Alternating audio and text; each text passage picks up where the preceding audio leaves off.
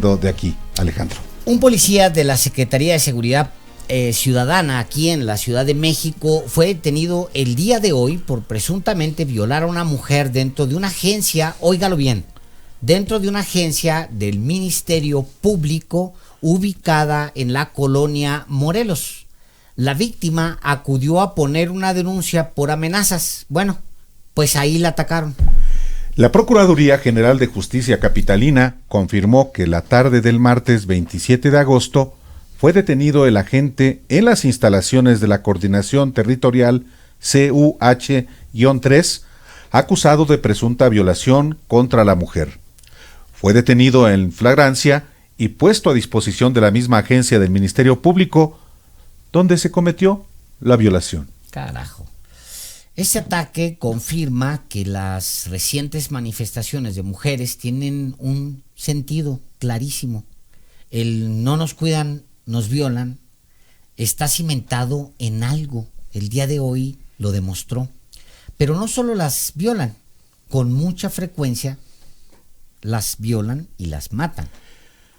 La periodista Lidiet Carrión duró 6 años en una investigación sobre las adolescentes asesinadas en el vecino Estado de México, una entidad que declaró alerta de género el 31 de julio de 2015 y como si nada, la siguen matando.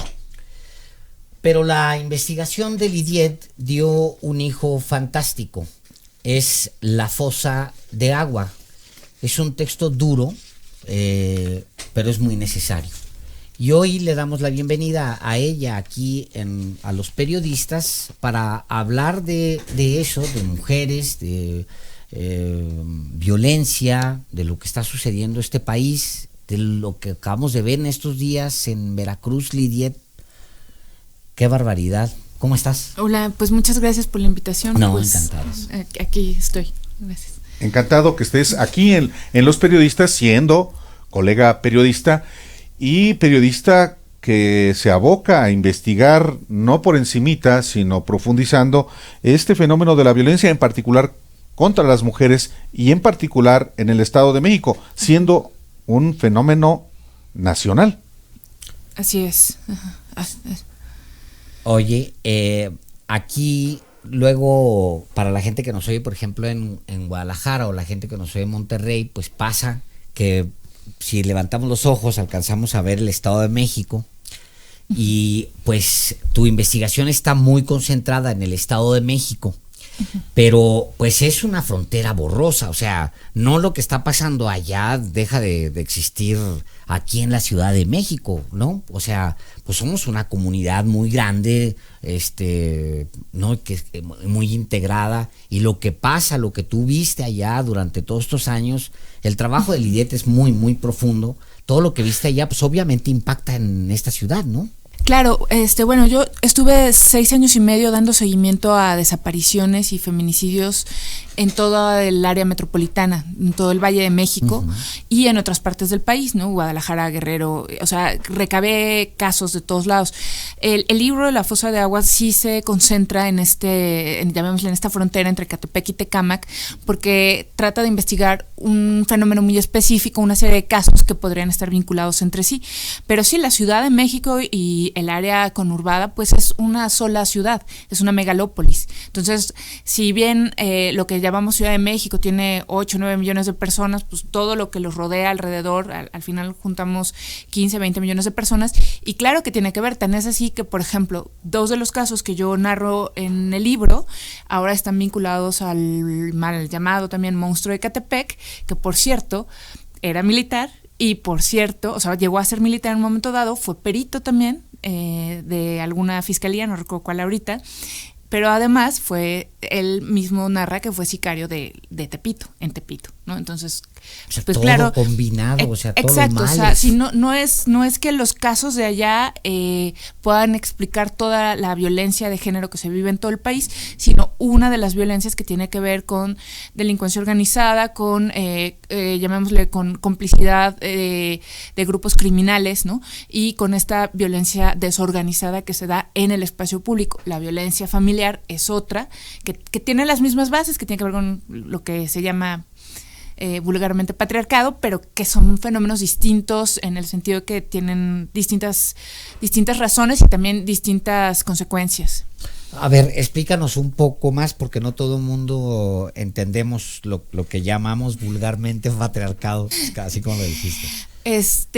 Bueno, el patriarcado es un sistema que básicamente está desde la época en que ocurre la historia. En la prehistoria se habla, las teorías dicen que hubo un matriarcado, que no tiene nada que ver con el patriarcado a la inversa, pero digamos en el patriarcado pues sí hay una prevalencia de que el poder político de fuerza está en manos de varones, ¿no? Y que se organiza de esa manera la sociedad, por lo tanto, estructuralmente las mujeres tenemos menos acceso a ciertas cosas. Ha habido muchos avances, sobre todo a lo largo del siglo XX, XIX, XX, en los países que podríamos llamar desarrollados y que podríamos llamar también, Europa, Estados Unidos. Más occidente, digamos. Más occidental, más... Ajá.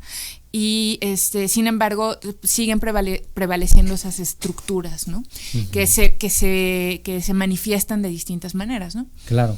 Es decir, pues soy un hombre, me siento con más derechos que una chava. Con más poder. Y con más poder económico, político, incluso en el núcleo familiar, en el núcleo social. Y lo que hago es que, pues, me comporto como eso, ¿no? No es que seas un hombre y te sientas con más poder, es que siendo un hombre sí tienes más poder. O sea, existe la brecha económica, ¿no? O sea, de salarial, claro, que es real. Por ejemplo, en periodismo, ¿cuántas directoras con poder conocen? ¿Cuántos directores de medios nacionales hay? ¿Cuántos grandes, por ejemplo, comentaristas o mesas de periodistas con hombres hay? ¿Y cuántas hay de mujeres? ¿Cuánto gana una directora? ¿Cuánto gana un director? ¿Cuántos investigadores, por ejemplo, investigadores tanto de ciencias duras como investigadores sociales son varones y cuántas son mujeres? ¿Y en qué áreas están funcionando? O sea, si uno empieza como a develar digamos, toda la sociedad, las estructuras sociales a partir de ahí, es como muy claro. Ahora bien, no todos los hombres tienen el mismo poder. Eso también es verdad.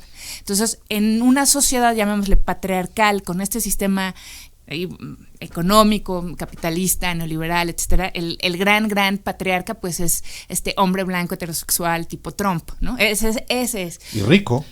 Claro, pues por supuesto, él es el gran patriarca. Los demás obtienen ciertas prebendas, pero obviamente no todas, y una parte de su desfogue pues sí es la violencia contra los que puede violentar, que tiene que ver con los cuerpos de las mujeres, los cuerpos, los niños, por ejemplo, ¿no? Todos aquellos cuerpos que no tienen su propio estatus, ¿no? A ver, ahí van unos datos, ¿eh? Dice un informe de apenas ahora, de hace menos de 20 días, dice que la brecha salarial entre hombres y mujeres en Guatemala, Honduras y El Salvador no es la peor de la región, es la de México. Aquí las mujeres tendrían que trabajar un mes extra al final del año para igualar el salario que recibe un hombre, un poco abundando a lo que decías. Ese es el segundo informe del Observatorio de Trabajo Digno. Ese es uno. Y luego estoy leyendo otro texto, otros datos de la reportera Daniela Barragán. Dice, fíjate, esto es importante, también de hace un mes. La Presidencia de la República empleó este año a 405 hombres y a 326 mujeres y aplicó un rango salarial que para ellos se ubica en 154,365 pesos, mientras que para ellas es de 149,464. Es decir, aún ahora que tenemos un gobierno mucho más en teoría cool, pues al final es la izquierda tiende a ser pues más progresista, etcétera. Claro. Aún así existen brechas terribles. Así es. Y si a eso le sumamos otras cosas, por ejemplo, México es uno de los países, si no el primer lugar de embarazo adolescente de la región. ¿Qué quiere decir eso? Que ya hay una serie de violencias estructurales para que niñas de 10 a 19 años se embaracen y en ese momento, no porque la maternidad en sí sea mala, sino que generalmente cuando una niña de 13, 15, 17 años se embaraza, quiere decir que ya hay una serie de violencias que ya se pusieron en marcha y que probablemente además con un hijo a esa edad, pues ya es imposible salir, por ejemplo, de un círculo de pobreza o un círculo de violencia. Por poner ese ejemplo del embarazo adolescente, el tema de los igual mal llamados ninis, el 70% de los ninis eran mujeres.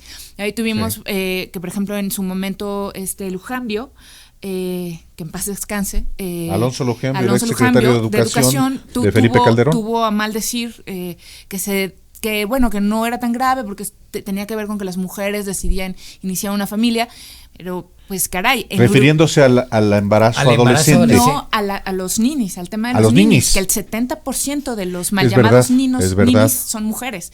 Cuando, por ejemplo, en un país de la región como Uruguay, el primer embarazo de las mujeres está alrededor de los 30 años. Por supuesto, después de que tienes una carrera, que tienes un empleo, que te haces una vida, no porque el embarazo en sí sea mal. Y toda esta parte cultural que gira en torno a este tema del embarazo adolescente, que además es reforzado por prácticas culturales que tiene que ver con que, bueno, los hijos que Dios te dio y que es una bendición, sí, es una bendición cuando lo decides realmente, ¿no? Y no cuando es producto de violencia dentro de la casa, de violencia sexual o de falta de información o de una serie de proyectos, ¿no? Claro. Tú adviertes, Lidiet Carrión, estamos hablando con la colega periodista Lidiet Carrión, adviertes que ni modo, hay un nuevo ciclo político en el país que comenzó con la elección de hace un poco más de un año, con un gobierno federal que tiene 9 meses de ejercicio del poder, con un Congreso, con una mayoría de ese mismo proyecto, con algunos gobiernos estatales que se supone que están identificados con un proyecto que se supone está en la disposición de diseñar políticas públicas, no solamente para evitar que se sigan agrediendo de todos los modos posibles a las mujeres, sino que efectivamente se estén aterrizando esas políticas y esos compromisos que uno espera que existan desde la izquierda. O sea, esas prédicas se están volviendo prácticas, lo pongo en esos términos. Bueno, ay Dios, bueno, primero habría que definir política pública, porque se supone que una política pública tendría que atravesar y trascender, por ejemplo, una administración, el tiempo de una administración, ¿no? Y políticas públicas en materia de violencia de género, por lo general ha habido avances, por ejemplo, en desarrollar algunas leyes, en echar a andar algunos programas, pero eso no es una política pública. O sea, por ejemplo, una política pública que yo creo que sería así, que realmente ayudaría a resolver un tema muy fuerte de violencia de género y de violencia estructural en general, sería la ampliación, por ejemplo, de la baja de maternidad. O sea, tenemos, en México son 3 meses que después se traducen en 45 días y después a los 45 días las madres trabajadoras tienen que dejar a sus hijos por 8, 9, 10 horas en la guardería. Eso violenta los derechos de la madre y impide el libre derecho al desarrollo de la personalidad del niño, del bebé, porque un niño que está desde esa edad en la guardería, pues hay un tema, ¿no? O sea, oye, Lid, ¿y qué pasa en otros países, por ejemplo, con este mismo Suecia, todos estos países socialistas? Es decir, a lo que quisiéramos aspirar. Sí, se dicen socialistas. Socialistas, pues sí. Sí, socialdemócratas, no estamos hablando de un socialismo. Claro, sí, no, pues no de Cuba, les dan una baja de maternidad de 1 año y medio y los hombres tienen también una baja de maternidad igual de 1 año y medio, que por cierto, sus estudios hablan, de nuevo, el patriarcado, los hombres por lo general no toman esa baja por maternidad, porque hay otros estudios que reflejan una cosa bien importante y que no está en la discusión. Cada hijo a una mujer le cuesta, por ejemplo, a una mujer profesionista, entre comillas, que quién sabe qué querrá decir eso, a una mujer profesionista le cuesta 5 años de rezago profesional tener un hijo. 1 hijo. 2 hijos, pues eso. A los hombres no, porque los hombres se van y la mujer generalmente es la que cría al hijo, ¿no? Entonces, y no se ve, no está valorado, no está estudiado, no está realmente valorado el trabajo y la importancia social de la crianza de los hijos, de la crianza de las futuras generaciones, ¿no? Y eso implica una serie de violencia, o sea, de cómo o sea, todo este descuido en el área, por ejemplo, de guarderías, de baja por maternidad, de violencia obstétrica, de violencia contra las poblaciones infantiles, todo eso impacta en otras violencias que tienen que ver con violencias económicas, físicas, y sexuales. Y sexuales, por supuesto. Todo se va... A ver, oye, entonces, una política pública así que nos convendría como país. Ajá. O sea, sobre lo que debían los gringos tienen una palabra bonita para eso, los policy makers, porque se implica directamente su responsabilidad, creador de políticas, ¿no? Que es un sinónimo de legislador, creador de política es la traducción literal.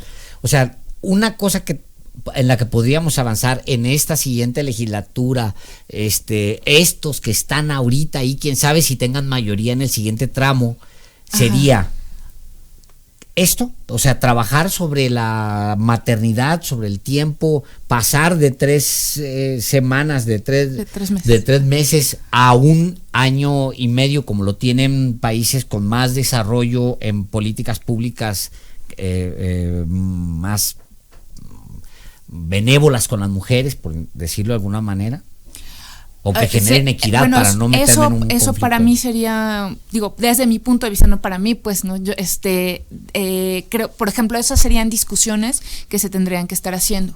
En este momento. En este momento, ese tema, el tema por ejemplo, otro tema muy importante sería obligar a que las fábricas y todas estas empresas que lucran con el tema, por ejemplo, de la leche fórmula, que ya es algo que se está llevando a cabo porque no se realiza completamente, dejaran de tener influencia dentro de las políticas públicas, al igual que los alimentos chatarras en las escuelas, llevar a nivel obligatorio para el Estado, no solo la primaria y la secundaria, sino hasta el bachillerato. Y por ejemplo, Canadá tiene universidades públicas, ¿no? O sea, todo este tipo de cosas.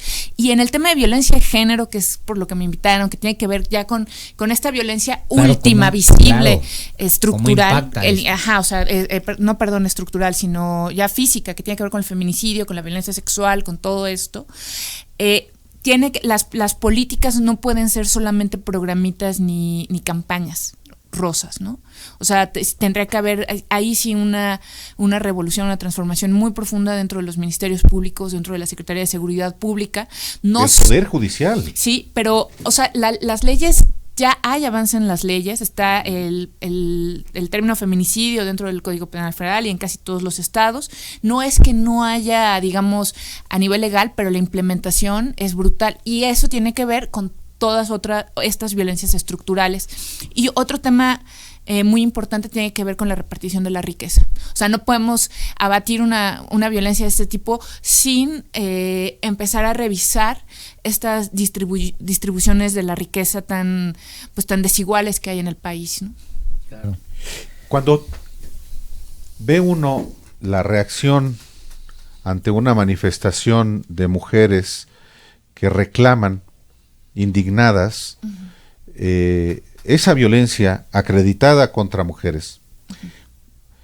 Cuando uno ve la reacción de las autoridades de una ciudad, que es la capital de la República, cuyas 3 principales autoridades son mujeres, la jefa de gobierno, Claudia Sheinbaum, la procuradora de justicia, la señora Godoy, la secretaria de gobierno de la Ciudad de México, Rosa Isela Rodríguez, por cierto, que fue periodista.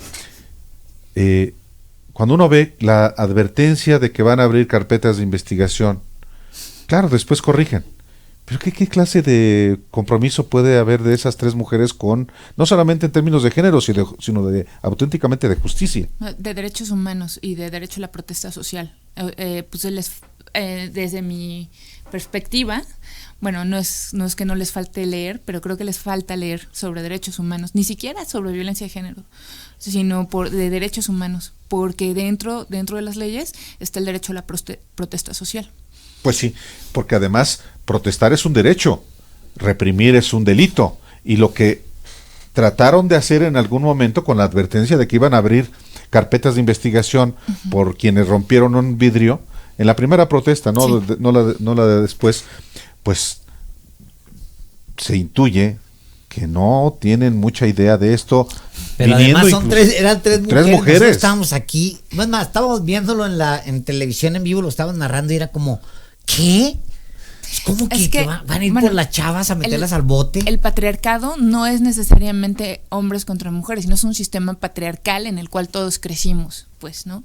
Entonces, también se han hecho estudios, no digo que sea el caso, yo no he seguido las trayectorias de ellas, pero se han hecho estudios acerca de cómo las mujeres que acceden al poder, como este es un poder masculino, por decirlo de alguna manera, vertical, las mujeres que acceden al poder tienen que ir, digamos, utilizando actitudes, llamémosle, masculinas dentro de un para sistema afirmarse. patriarcal. Sí, bueno, yo creo que el mejor ejemplo es el Bester, ¿no? Es una mujer que usó el poder y que lo ejerció con todas las... ¿Con toda la masculinidad? Sí, con toda la masculinidad. Y no lo digo en un plan de desacreditarlas ni peyorativo. Ni de nada. No. Bueno, sí es peyorativo porque... o sea... No, porque... Ya cuando dices el Bester Gordillo, ya está, me refiero ya está cabrón, es bueno, muy peyorativo. No, bueno, lo que pasa es que era una mujer de poder. No quiero comparar el Bester con estas tres mujeres que están en el gobierno de la Ciudad de México, pues. Sí. Pero me refiero que se aprende a ejercer el poder así. Claro, pues, claro, ¿no? claro. Oye, ¿la fosa de agua está en qué? ¿En Planeta? No, es Random House. Es Random House. Sí. La fosa de agua de Lidiet Carrión está prologada por Blanche Petrich. Y si me lo permites, Álvaro, si me lo permite Lidiet, voy a leer dos párrafos del prólogo. Por favor. Y con esto, pues te damos las gracias por haberte dado la vuelta a Radio Centro, estar aquí esta tarde.